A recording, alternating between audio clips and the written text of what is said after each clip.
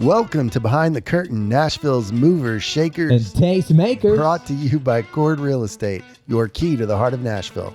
I'm Steve Luther alongside my co-host Van Hoy. Here we peel back the layers of Nashville's vibrant scene, sitting down with the innovators, creators, and leaders who shape our city. From music to business and everything in between, we dive into the journeys that have brought them to where they are today. We're here to uncover the stories behind the success, the passion driving their pursuits, and why they've chosen Nashville as their stage. It's about the people who dream big, push boundaries, and make this city truly unique. So join us as we explore the heart and soul of Nashville through the eyes of those who know it best. Well, today on the show, we're excited to feature Bryan Clayton, the visionary CEO and co-founder of GreenPal, an innovative online marketplace often dubbed the Uber for lawn care. Uber. With over 300,000 active users and thousands of transactions daily, GreenPal is transforming the way homeowners connect with lawn care professionals. Before launching GreenPal, Bryan founded Peachtree Inc., one of Tennessee's largest landscaping companies, which he grew to over $10 million in annual revenue before its acquisition in 2013. With a passion for entrepreneurship, small business growth, and leveraging technology to modernize traditional industries, Bryan's journey is a testament to the power of innovation and strategic vision. Bryan, welcome to the show. What is up, guys? Thanks for having me on. Great to be here. Absolutely. So let's just kind of jump in. What was the inspiration behind GreenPal, and how did your experience with Peachtree kind of influence the creation? Yeah, so GreenPal was born out of my experience running Peachtree. So I rewind all the way back to 1995. I started my first business mowing yards because my dad forced me to. He got tired of watching me play Nintendo. He said, "Hey, get off your butt." Were you in Atlanta? Is that why? Well, it's funny. I saw a sign in Atlanta with Peachtree. Oh, yeah. I thought that is a classy name. I want to name my landscaping business that. Everything there is named Peachtree. We had a lot of streets named Peachtree. Yeah. And so that's where the inspiration came from. But cool. No, actually Murfreesboro is where I grew up. And yeah, he said, "Hey, get off your butt. I got a gig for you. You're going to go mow the neighbor's yard." Made me go mow the neighbor's grass. And luckily he did. I got paid $20 for like an hour's worth of work. Yeah. In 1995, that was a lot of money. That was good money, yeah. And I was hooked. I was hooked ever since then. I passed out a bunch of flyers and had maybe a dozen customers that first summer and just kept growing that lawn mowing business little by little, year over year. And over a 15-year period of time, grew it to about 150 employees, around $10 million a year in sales. And then in 2013, a national company in the landscaping business came knocking and wanted to buy it. And so it took about a year to get that done, but sold it to them. And after that, I took some time off. Didn't know what I wanted to do. I thought I was going to do real estate investing, honestly. And I did that. I actually took all the money that I made selling the landscaping business and plowed it all into real estate, bought a bunch of single family houses. And then I was very like cash poor again. I didn't have any money. And I was also bored because all these houses were kind of like doing their thing and I didn't have really anything to do. And I thought, well, this sucks. I don't have really a reason to get out of bed. There's nobody depending on me. I don't have a passion. So I need to start another business. And so I remember I went to a conference in San Francisco and I was at the airport and I heard about this thing, Uber. And this was 2012. Downloaded the app and magically a car showed up and picked me up, took me to my hotel. And I thought that was incredible. Yeah. And I was thinking somebody's going to do this for lawn mowing. And it was kind of naivete as an asset. I didn't really understand how challenging it was to make that magic behind the scenes happen. But I thought, I'm going to do this. And I told two friends about it. And they said, that idea is awesome. I will quit my job tomorrow and I will do this with you. And so two co-founders and I started working on the Uber for lawn care here in Nashville, Tennessee. We rented an office in Germantown at the time was a little tech accelerator. We had the three of us worked out of about a 200 square foot windowless office, about half the size of this room, and just grinded on it, kept making it better and better and better, and set a goal for 100 customers. We wanted to get 100 customers here in Nashville, and that took 2 years, but kept doubling that number. And now GreenPal is a 10-year overnight success. We're nationwide in the United States. And around 300,000 people using the app to get lawn mowing. Yeah. So 22 years. Right. 22 years, started off with a push mower in Murfreesboro, Tennessee. I love it. It's a very cool concept. I downloaded the app the other day when I talked to you and I mean, it's super simple to use. It's a great idea. You don't often think of the guy, mowing the lawns as the techie guy. What were some of the challenges you dealt with trying to integrate those two worlds? Yeah, that was, I knew that was going to be hard because I didn't know how to write software. Mm-hmm. And I thought, so a couple things. I thought we could just pay a development shop to build the tech. Sure. And so we did that here in Nashville. There was a dev shop on over there near Printer's Alley. And we went over to these guys' office. They had a beautiful office, and we sat down with them and pitched them on our vision. And they were like, yeah, we can build that. And long story short, it was 14 months and $150,000. Mm. And they delivered this app that barely worked. And we launched that, using quotations marks here. We launched that here in Nashville, and we passed out door hangers all over Nashville. First place we went was Brentwood. I thought that's where our customer was. Right. And quickly learned that's not where our customer was. Our customer was in the more up and coming parts of Nashville. And we actually started seeing more uptake in like East Nashville, and more people were using it over there. We would get maybe 20 people over there to one person in Franklin or Brentwood. Interesting. Yeah. And so that was the first thing we learned. But the main lesson we learned was that to be in the tech business, we were going to have to learn how to execute tech. We were going to have to learn how to write software. And there was just it'd be kind of like starting a restaurant, wanting to start a new restaurant here on Broadway and not having a chef. Mm. You have to have recipes. You have to have a chef at the core competency of the business. And we didn't have that. We didn't have recipes. We didn't have a chef. Mm-hmm. And so my co-founder went to, I don't know if it still exists, but it's called Nashville Software School. And he put $8,000 on his credit card. He didn't have it, but he put $8,000 on his credit card. And he went to Nashville Software School all day long, 5 days a week, and then practiced what he was learning, rebuilding the app. And then I went to YouTube University and was learning the things that complemented what he was learning. And I became the world's most terrible front-end web developer. Incredible. And between the two of us, it took 2 years, but we rebuilt the whole thing and learned how to code. And just enough to where we could iterate and make the thing better and better and better, and then build out a team around us. And, right. And that's kind of what we had to do.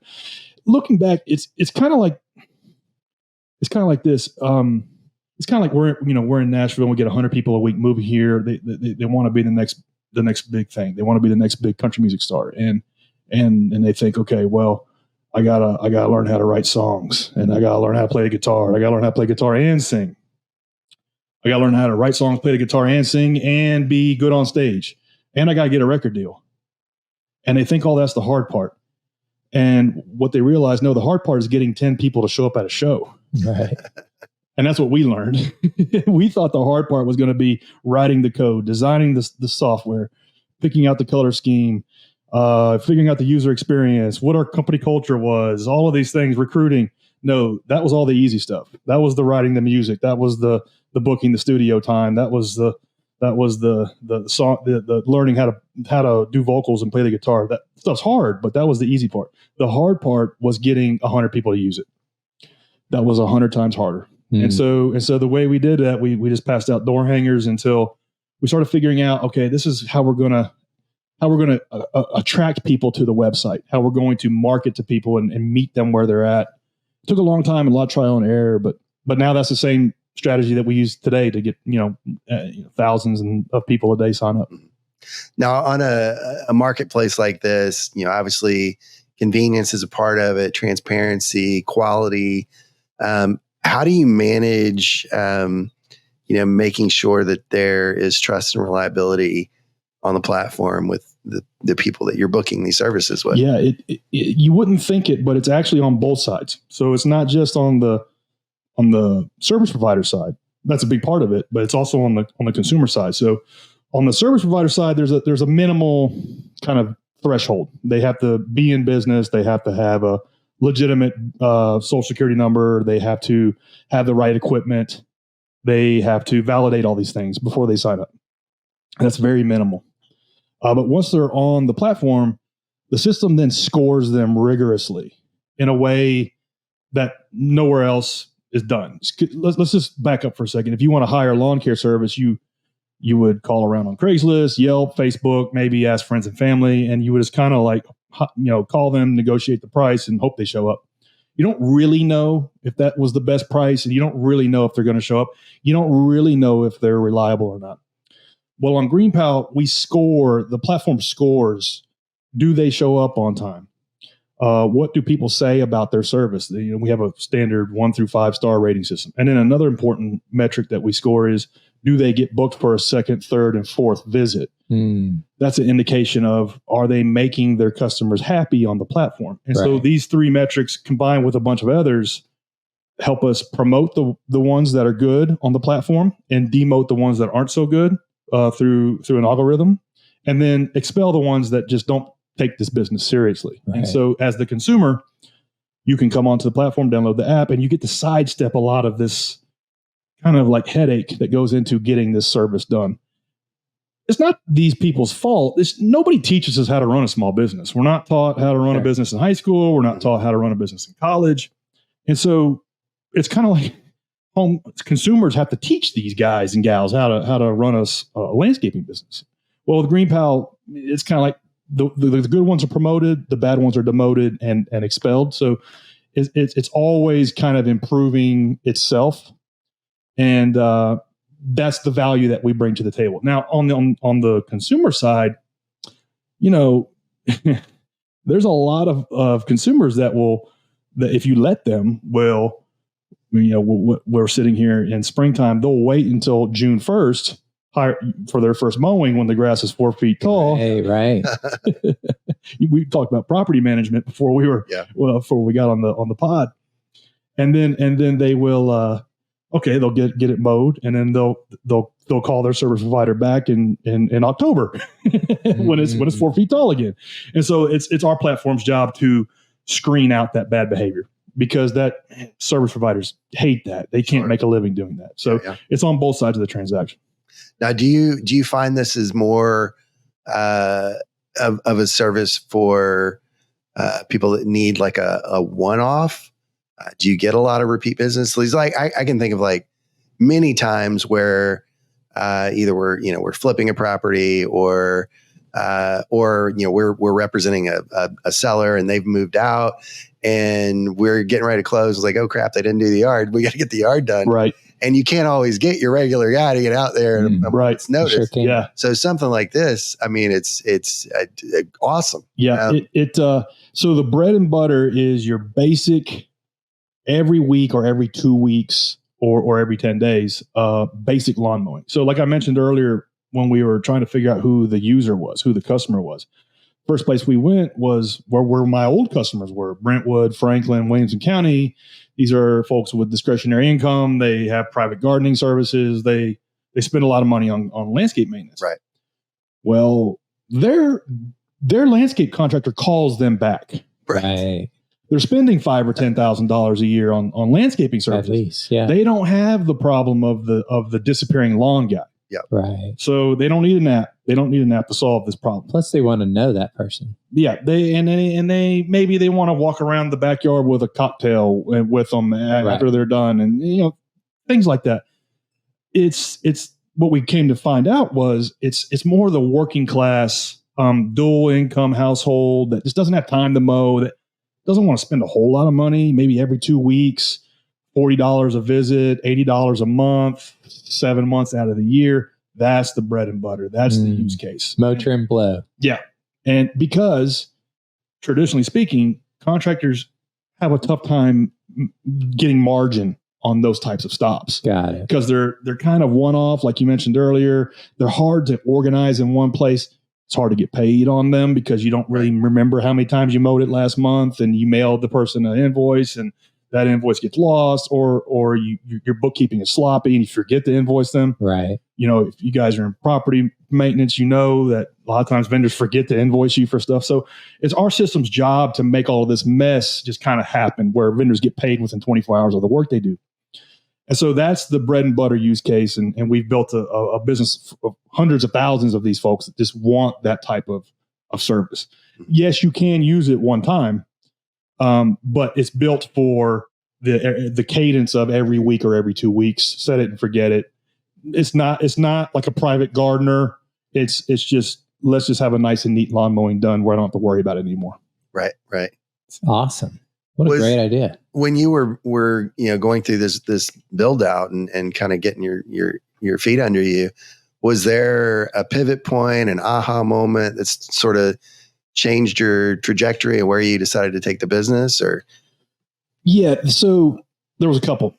The first was when we first started, we thought we were going to do kind of this Silicon Valley thing where we were going to go raise a bunch of money and raise a angel round of funding and then raise a Series A, Series B, and so on. And that's kind of what we did. We, quite frankly, we didn't do it very well, but we were kind of bought into that. Mm-hmm. And so we would reach out to Silicon Valley investors, and they would say, well, you need to get your local investors excited first. So we did, and then we did that. And so I would go door to door to the 3 tech investors we have in Nashville and talk to all 3 of them. And they say, yeah, it's pretty cool, but it's not for us. And so these conversations were really short. And I'm like, man, what the hell am I doing? I'm wasting all my time, like running around town trying to get investor interest when I just need to get customer interest. I need to build something that solves a problem for consumers and get some sales, and then everything else will take care of itself. So that was one of the first major pivots. Was we decided early on, I didn't want to build something that had any pressure exerted on it that wasn't from customers. Mm-hmm. And that was a deviation from what I first thought we were going to do. The second thing was who I thought our customer was. I thought it was going to be folks that live in $1 million plus homes. As it turns out, no, it was more your working class neighborhoods. Thousands and thousands. And here in Nashville, we have probably 20,000 people using the app. A lot of people in East Nashville that just want a basic lawn mowing service. Right. They were underserved. Nobody would call them back. Right. They would call 20 vendors, and one would call them back and give them a price and say, I'll show up, and ghost them. That's over and over and over again. So that was a surprise. And the third thing that was a surprise was just how long it took. What ended up taking us 10, 11 years, I thought would take 2. So I wish I'd known that I could have managed my expectations. There's a quote, I don't know who said it, but success is expectations minus results. And so what did you expect to happen? What actually happened? That's success. I could have calibrated that a little bit better. Man. So do you do things other than just mow, trim, blow? Do you do leaves? Do you guys do other? The system will help you get anything you need done, but the initial lawn mowing is the on-ramp. Got it. So if it does everything, it does nothing. And so when somebody comes to your website, downloads your app, you have to answer 3 questions in 3 seconds. Where am I? What can I do here? Why does it matter? And so GreenPal is the easiest way to get a grass cutting service to mow your yard today, even if it's 4 feet tall. That's it. That's what it does. And now after you get that done, you're going to need other stuff. You're going to need shrubs, mulch, seed, gutters. Right. And so we've built out the system to enable you to layer on those other things with your contractor. Got it. As that relationship grows. We don't put those things on the front, on the homepage, because one, it's hard to drive like that Uber experience. Like an Uber for shrub pruning is really hard because it's just hard to quote that without an in-person visit. Mm-hmm. But lawn mowing, you can. Lawn mowing, we can extract enough data around, okay, here's what it looks like from the satellite, here's what it looks like from the street, here's the square footage, here's how long it's been since it was last mowed, and the contractor can get within a couple of bucks of what it's going to cost to mow that yard.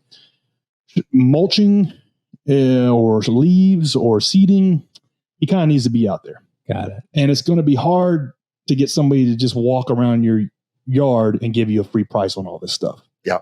It's unless you have a relationship with them. Sure. That's where the mowing kind of is the on-ramp for all that. I love it. So how far are you nationwide? Any city with over 15,000 people, you can use GreenPal. Incredible. Yeah. Now you guys have snow blowing on there as an option as well. Grass cutting for the colder climates when it's, when you can't cut grass. Yep. That's right. We built that a couple of years ago. And the reason we built it was because PR is a big part of our strategy. in terms of getting awareness around what is GreenPal. Like I mentioned earlier, the biggest part is getting 100 people to show up at a show.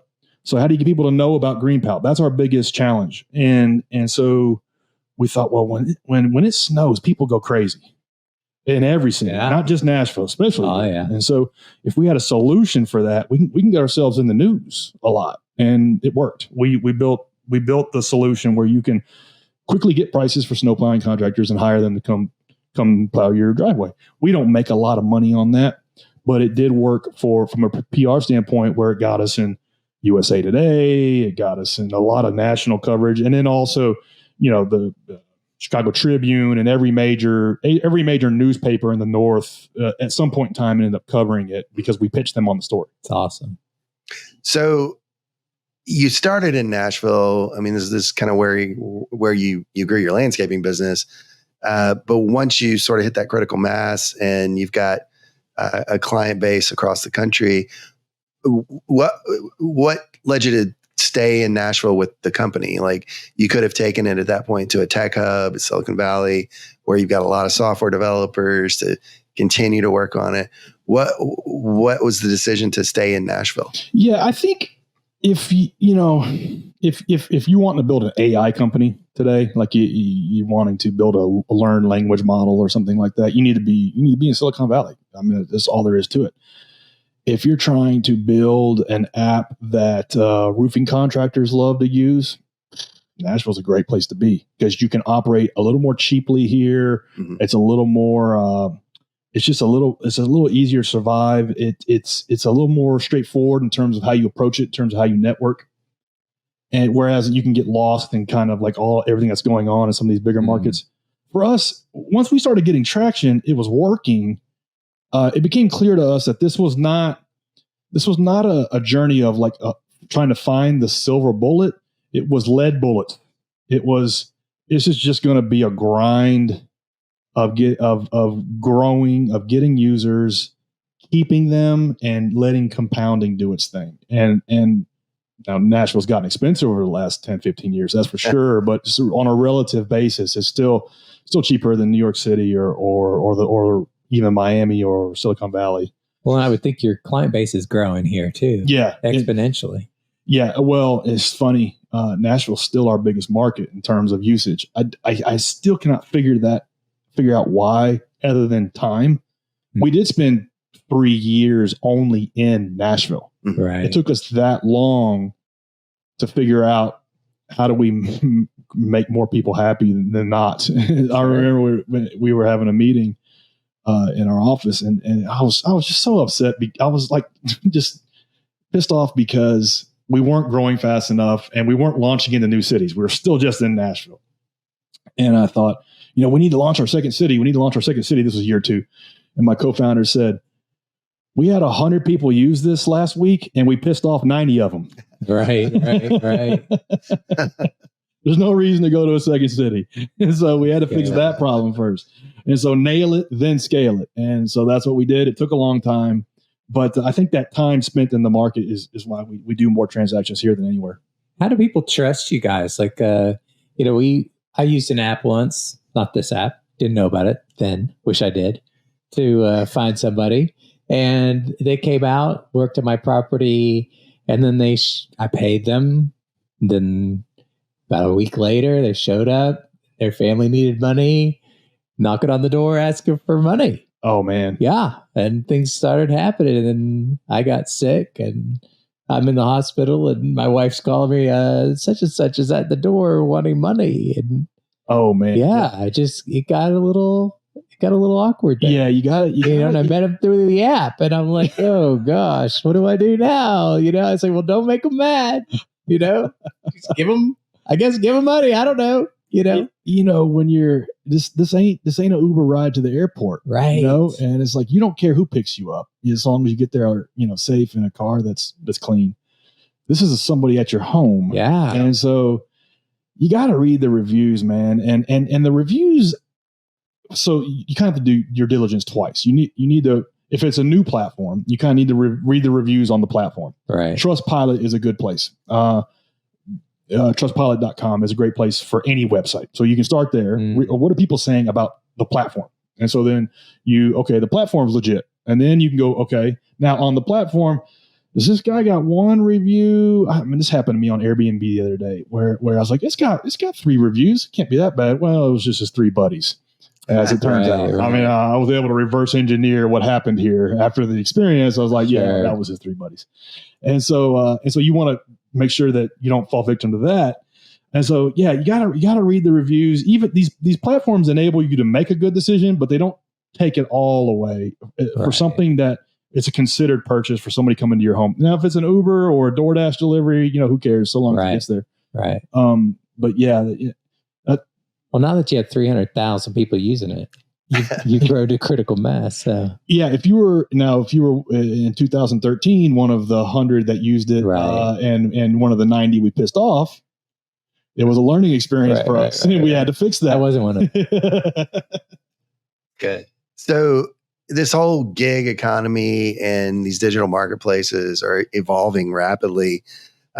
What trends do you see kind of coming down the road that are going to impact lawn care and home services in general? Yeah, I think a couple things. One, I think we're going to see the rise of like the solo, highly profitable business operator. So now you don't have to have a receptionist. You don't have to have a back office person. You don't have to have a marketing person. You don't have to have all of this support staff for a lot of trades industries. So I think like the really lean, mean solo operator that's making $250,000 a year. And I think in 5 years, I think plumbers will make more than lawyers. And I really think you're going to see a reversion back to trades.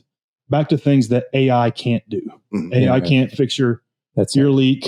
AI can't fix the leaky roof. Can't fix the leaky pipes. Can't mow the yard yet. It can't do a lot of things. And so, but it's going to be able to do a lot of things that a lot of highly paid people do today. And so I think you're going to see a reversion to a lot of solo operators that do make a good living and do it efficiently with all of these tools. So I think we're in like day one of that. Interesting. So are you going to transfer this into plumbing and all the other things? So landscaping, you wouldn't know it, is a $99 billion industry in the United States. And we did a little over $30 million last year. And so we're a drop in the bucket. We're we're like a red-headed stepchild in this industry. So we got a long way to go. It's awesome. Just trying to make it run smoother, getting more people to know about it, getting more people to try it. And so there's no reason for us to go wide. We've got a long way to go. I love it. Are you looking at other markets to expand to? Are you thinking about eventually expanding internationally? Yeah. Okay. Yeah. So eventually, the model will work in Canada, UK, Australia, and beyond. So we will be launching in those places. But we have a weird thing. It's not one marketplace. It's like 300 marketplaces. In Tennessee, let's say Smyrna is a completely different network than Nolensville, than Brentwood, than Franklin.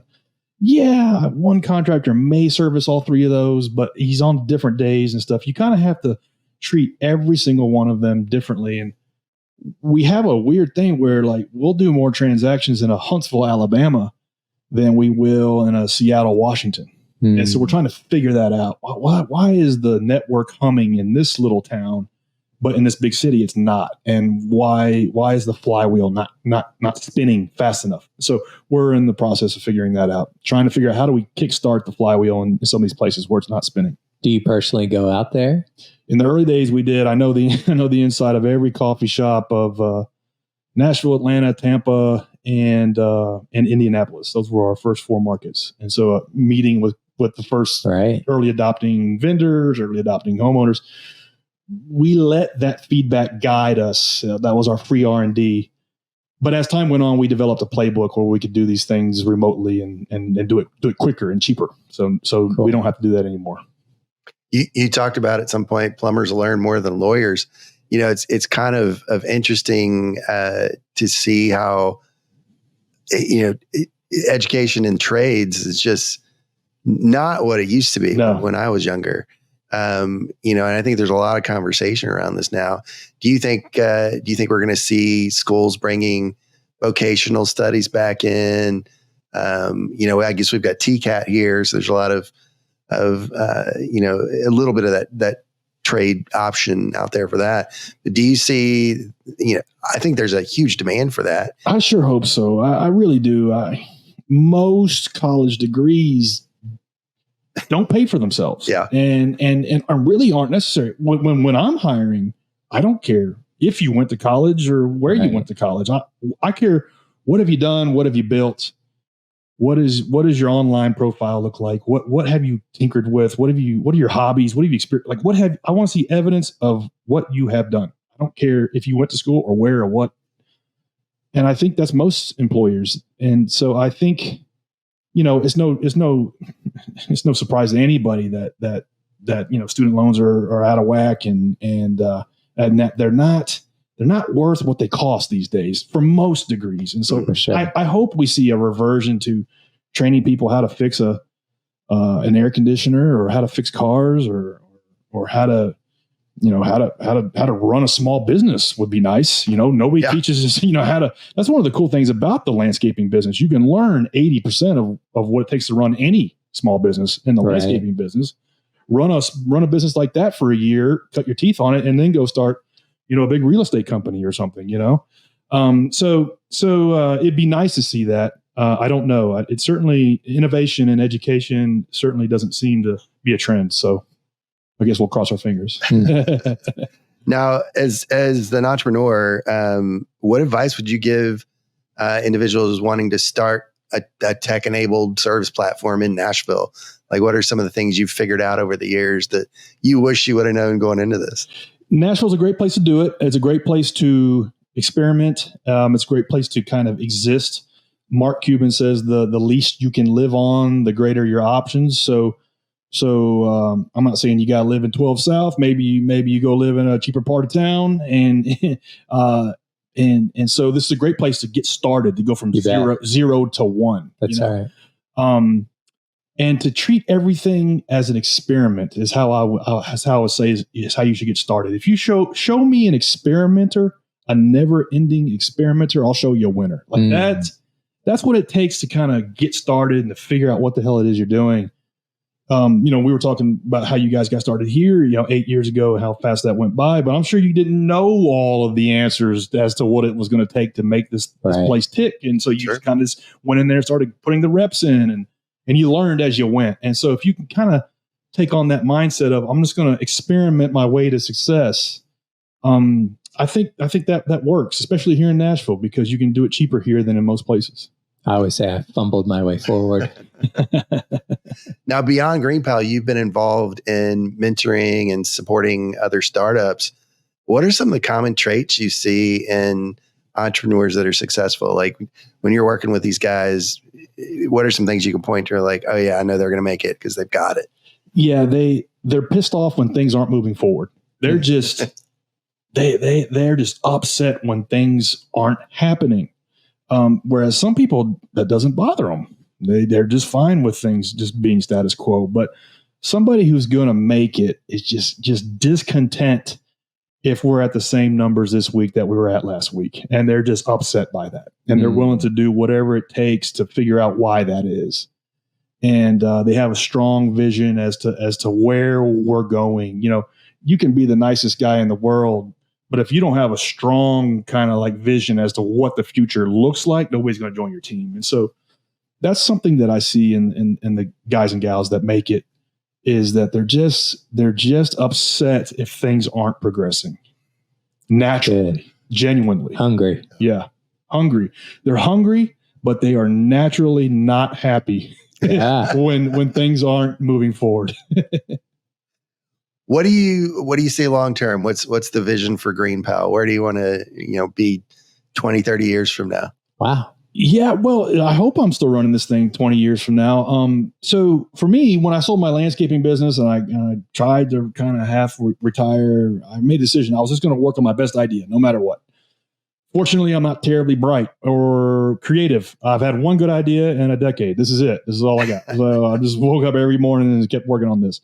But I haven't really worked a day in 10 years. This is what I wanted to do. And so I'm going to keep doing it so long as I'm having fun doing it. I've had some 100-hour weeks, so there's been some long grindy periods, but yeah, we're at 300,000 people using it. I want to be at 1 million. I feel like 1 million just feels like we'll be at the start of touching the mass market. My landscaping business was a good size small business, but this time around I wanted to build something that could reach scale, and I don't think we're there yet. So we've got a long way to go.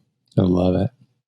What's the best way for someone to get a hold of you? If it's a vendor that wants to be on your platform, or as a consumer, where do they go? GreenPal.com. You can just click the orange button, free quotes. And if you're a pro, just scroll to the bottom, click apply as a vendor, and it's free to sign up. And your app is on iPhone and Android. Yep. Just search GreenPal in the store. Awesome. A true mover, shaker, and tastemaker right here. Oh, well, thank you so much, guys, for having me on. This was fun. Absolutely. Well, we appreciate you being here, and we will see you guys next time. Yes. Well, that's a wrap on today's episode of Behind the Curtain, Nashville's Movers, Shakers, And tastemakers. We hope you've been inspired by the stories of passion, perseverance, and innovation right here in Nashville. A big thank you to our guests for sharing their journeys, and to you, our listeners, for joining us. And of course, our gratitude to Chord Real Estate for making this conversation possible. Don't forget to follow or subscribe to our podcast on your favorite platform. Thank us. Yes, you did. Oh, I guess I did. Well, thank us. Okay. Like I was saying. Oh, yeah. Don't forget to follow or subscribe on your favorite platform to catch every episode, and hit that notification bell. We've got plenty more fascinating guests lined up, ready to share their insights and inspirations. And we love hearing from you, so reach out to us with your thoughts, questions, or suggestions for who you'd like to hear from next. Until next time, keep chasing your dreams and making your mark in Nashville. Oh, my goodness. Remember, Am I talking to Casey it's Kasem? the people behind the scenes that make the city shine. I love it. Take care. See you behind the curtain.